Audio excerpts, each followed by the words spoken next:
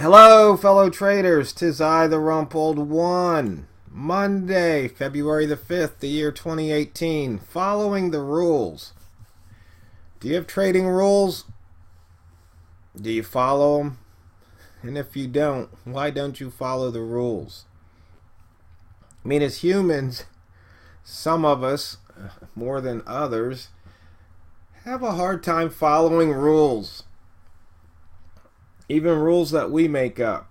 I mean, it's obvious. I don't usually get political, but, our own government here in the US of A seems to be having a hard time following the rules. The rules, the law, the policy, the guidelines.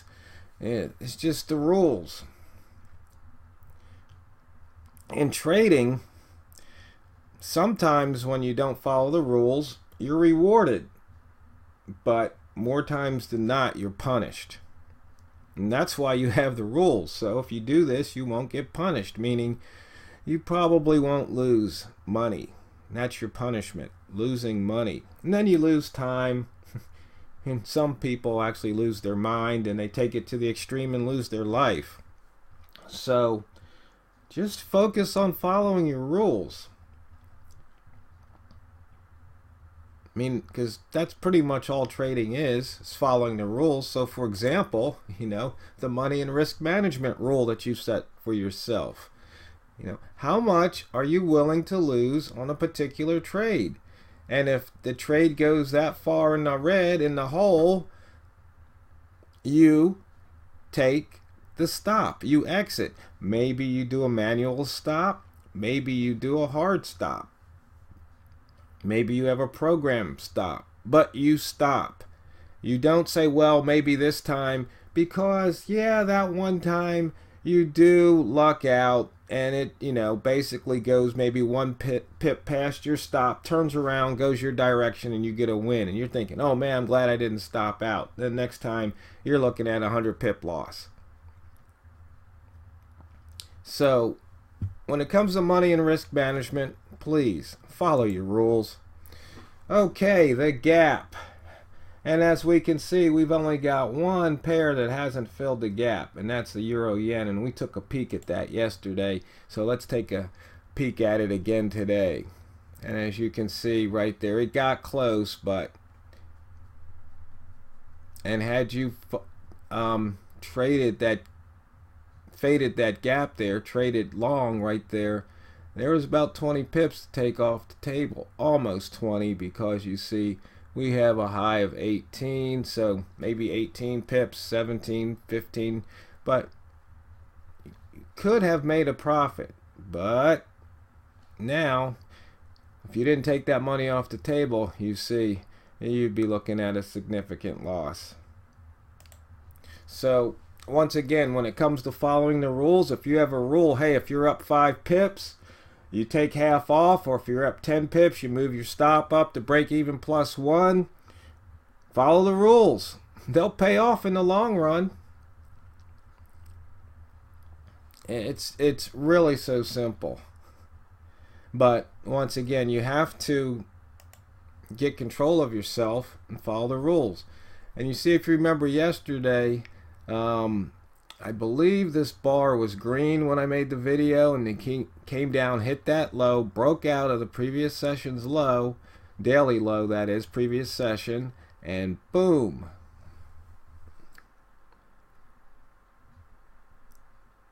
Let's see if I can read that right. It looks like price is about 73, 74 pips below. So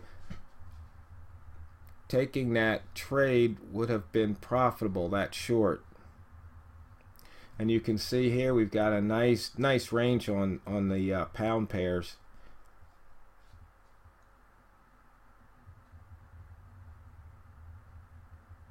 Nice range. And you can see open low across the board. There were some nice gains to be made just trading that one simple crossover.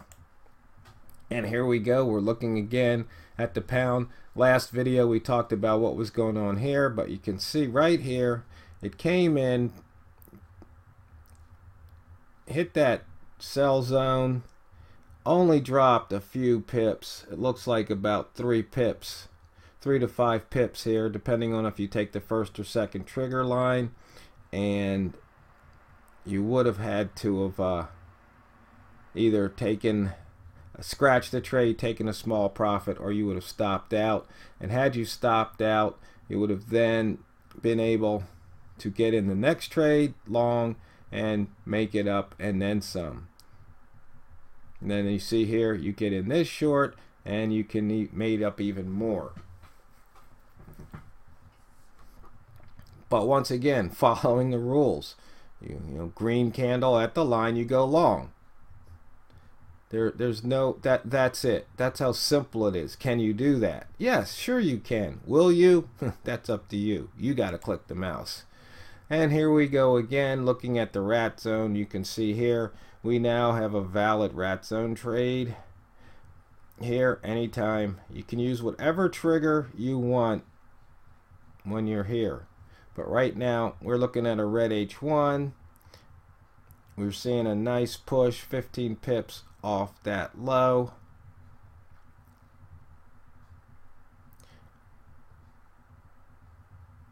So maybe at a lower time frame, M5, M15, there might have been a reversal here. So yeah, you can see here, I can look here at the multimeter, and I forgot, it's not a rule, but I was putting up the indicator list so people could see what indicators are being used. So that's the 2016 multimeter candle color. So it tells you you have one red bar there now in a row. Now you got 3 greens in a row, 3 greens in a row, 1 in a row, 2 reds in a row. H1, you can see H4, 3 reds, two reds on the daily, 2 reds on the weekly, and 1 in the month is down. February is down. It's reversing. So once again, simple. And we're looking at the pivot. Now if you tried to fade the pivot, close, you got in that central pivot area here between the bottom and the top, and then price fell back out of it. So once again, that's another horizontal line trade. Very, very simple. And you can see here, it tried to hit the pivot, didn't make it, turned around and cleared S1 on the daily. Price action, you know, it's really funny. Every day I say the same thing pretty much on this chart. You see right here, you see the green candle followed by a red. Right here we've got a rat reversal. Red breaks that low, or we've got red at the line, you come here, or you've got higher high, lower low, taking that break again. Right here, if you wait to break this candle right there at the line, red, you know, once again, this price action stuff is so simple. Yet when you read on various forums, these guys make it sound like it's something so esoteric that you have to be in some secret society to know price action. I guess that's why they don't like me, because I pulled the curtain back. I simplified it so the novice trader, beginning trader, the newbie, whatever you want to call it, somebody who's struggling, can have something, can understand it, and then apply it. And then as they apply it, they get better and better and more profitable. It's just so simple. You know, I get thank yous usually, you know, sometimes on the videos people thank me. I get private messages, emails, but you know, to all those people who say the negative about me, I just, you know, I don't really care what you know, what you think isn't any of my business. So it's kind of like it's funny. You ever go to a bar or some venue where they have live music, and there's usually somebody, and it could be a guy like me who plays. You know, I'm not the greatest player in the world, but I know the difference between people who can play and people who can't. Okay, and it's real simple. A lot of times it's noise, and it's just like, but other people, they don't really know anything about music. They're just having a good time. And so those people on stage, they could care less about me. They're focusing on the people having a good time and clapping. A couple people out there booing or not clapping, they could care less. So have to kind of take that attitude with you through life, because it'll serve you well. That way you don't get hung up. You can't please all the people all the time, and some people just can't be pleased. It's just that simple. Okay, back to trading. And we're going to look at the 5 lines from yesterday. Once again, if your rule is you're going to take the trade at the horizontal line with the H1 candle color, following the rule of thumb, as you can see, it just pays off day after day after day. What could be simpler? And here we go. We've got the wick zone, as I say over and over. And maybe I should put up the frequency distribution on the wick zone so you guys can see it once again. Price just doesn't like staying in the wick zone. It just doesn't. And here with the holo zone, we make a highest open. Price then comes back through. We make a lower open right here, and you can see price is trying to head back out of that zone. And if it doesn't do it this hour, then it'll make, if price opens below, it's going to be a new lower open, and price is going to try and crawl back out of it.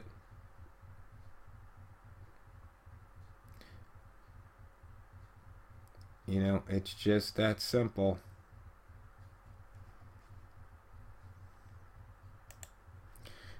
Squigglies. If you stayed with your squiggly, the color, it's like,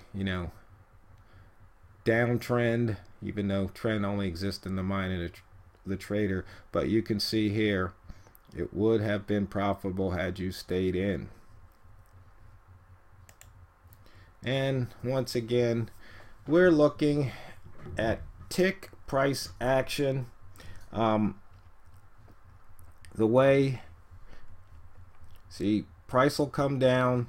You see here, it's making the as the ask comes down, it puts in the valley, the green valley here. And you can see here, this is the blue is the lowest ask since I turned on the indicators, cranked up the computer, cranked up, the platform, and the red is the highest. So what we're looking for is the bid to cross above the lowest ask, like it just did there, that says now the buyers are buying. You see that?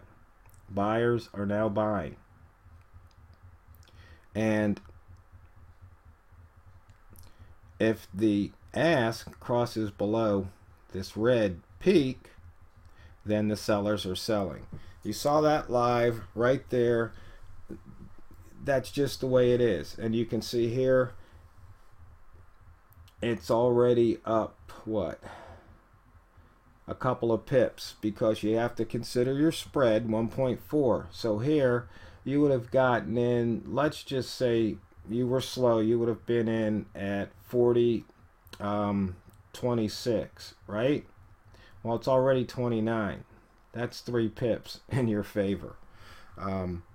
Oh, see, I guess I forgot. That's the tick chart. That'll be coming out. This latest version will be coming out in batch 2, which should come out later this week.